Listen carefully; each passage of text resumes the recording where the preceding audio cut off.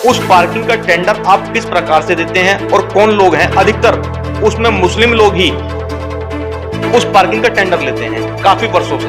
नहीं, ऐसा नहीं है। उसके बाद नहीं दिया जाता, साथ ही साथ दिया जाता है। क्या प्रक्रिया है? मैं बताऊं, उसका टेंडर लेते हैं हम लोग। टेंडर में जो ज्यादा पैसे मिलता है उससे हम जब रामलीला का मंचन करते हैं तो पूरे रामलीला मैदान का जो ठेका जो दिया जाता है, टेंडर आप कह सकते हैं, वो भी एक मुस्लिम को दिया जाता है। ज्यादातर पूरी यूपी में अगर आप देखेंगे ठेकेदार ज्यादातर मोहम्मदन है। नमस्कार दोस्तों, मैं अर्जुन उपाध्याय, आप देख रहे हैं सुदर्शन मेल न्यूज। कहीं भी कुछ गलत हो तो आप हमें बताएं, हम बनेंगे आपकी बुलंद आवाज। आज हमारे साथ हैं सुल्लामुल रामलीला कमेटी के अध्यक्ष वीरू बाबा जी। लगातार 2 वर्षों से रामलीला का मंचन नहीं हो पा रहा है, आइए जानते हैं क्या कारण है। क्योंकि कोरोना के कारण शासन हम और प्रशासन दोनों ही हमें इजाज़त नहीं दे रहे थे। वो तो हम पिछली बार उनसे काफ़ी कुछ कहा गया, लेकिन उन्होंने अपनी असमर्थता दिखला दी। इस वर्ष भी हमने बर्बरी करना चाहा।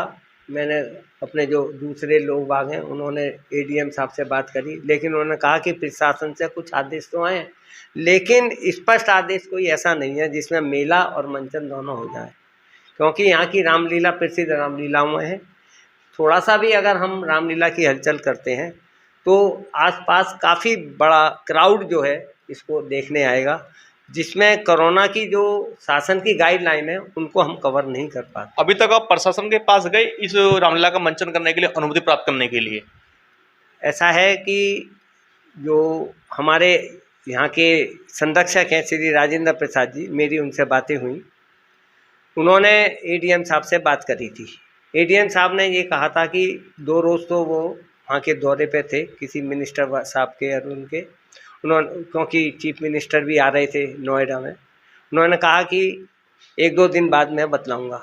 तो अब हमने जो समय है, परसों का समय लिया है हम लोगों ने कि उनसे इस बारे में बात करने का।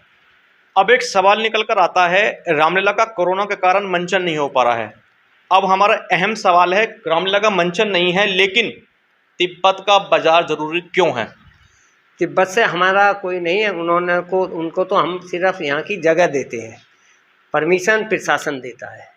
ये बताएंगे तिब्बत का जो इस बार मेले का आयोजन हो रहा है वो लगभग कितने रुपए में हुआ? देखो, ये एक अलग बात है, ये हमारी सोसाइटी का अंदरूनी मामला है। नहीं, आप अध्यक्ष हैं इसकी कमेटी के, आपको पूर्ण तरीके से पता होगा। नहीं, ये मेरा काम नहीं है। कौन बताएगा इसके बारे में? सोसाइटी के और लोग हैं जिनके अंडर में ये होता है, वही उसको कवर करते हैं। तो आपको पता नहीं है अभी तक इसके बारे में? नहीं, कुछ है, कुछ समथिंग, कुछ आइडिया हो इसका? नहीं, काफ़ी मतलब ठीक ठाक। मैं उसको बारे में आपको नहीं बता पाऊँगा। एक बात और है कि इसके साथ साथ जब तिब्बत बाजार लगता है उसके उपरांत ही पार्किंग का टेंडर दिया जाता है। उस पार्किंग का टेंडर आप किस प्रकार से देते हैं और कौन लोग हैं? अधिकतर उसमें मुस्लिम लोग ही उस पार्किंग का टेंडर लेते हैं काफ़ी वर्षों से। नहीं, ऐसा नहीं है। उसके बाद नहीं दिया जाता, साथ ही साथ दिया जाता है। क्या प्रक्रिया है? मैं बोल, उसका टेंडर लेते हैं हम लोग। टेंडर में जो ज़्यादा पैसे देता है उससे करते हैं। बाबा जी, आपको पता होगा कई वर्ष पहले इस पार्किंग टेंडर ने यहाँ पर एक लड़की लव जिहाद का शिकार हुई जो तिब्बत मार्केट में काम करती थी। आप फिर भी लगातार मुस्लिम लोगों को ही टेंडर क्यों दिया जा रहा है, आपको पता होने के बावजूद भी? देखिए, मेरे को उस बात का ज्ञान नहीं, क्योंकि मैं उस समय यहाँ कोई ऑफिस बेरर नहीं था। पहले तो ये। दूसरा, लव जिहाद उनका होगा वो जाने, मेरा उससे कोई मतलब लेना देना नहीं है। क्योंकि रहा टेंडर का सवाल, टेंडर जो ज़्यादा देता है। नहीं, वो तो ठीक है आपकी बात, आपने बताया कि जो पैसे हमें ज़्यादा देगा हम टेंडर उसको देंगे।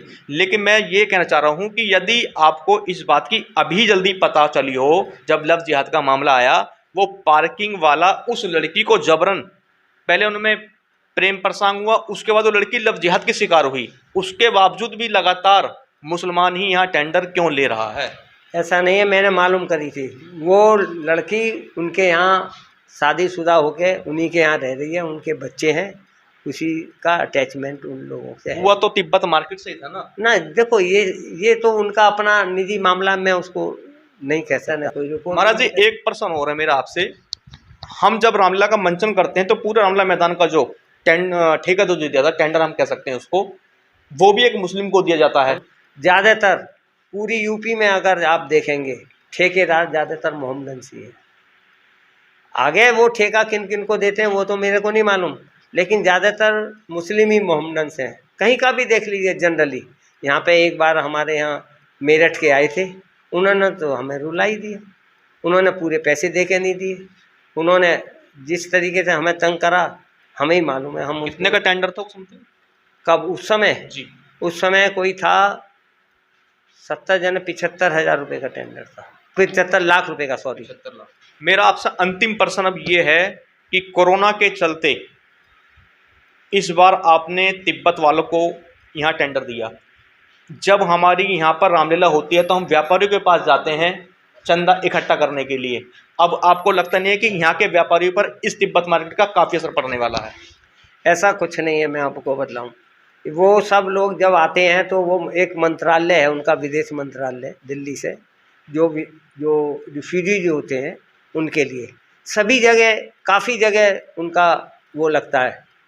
तो गाजियाबाद में भी लगता है, वो वहाँ से लाते हैं। डीएम साहब ने उसको परमिशन दी थी पहले जब वो लाए थे, उसी वजह से फिर यहाँ पे भी वो लगने लगा।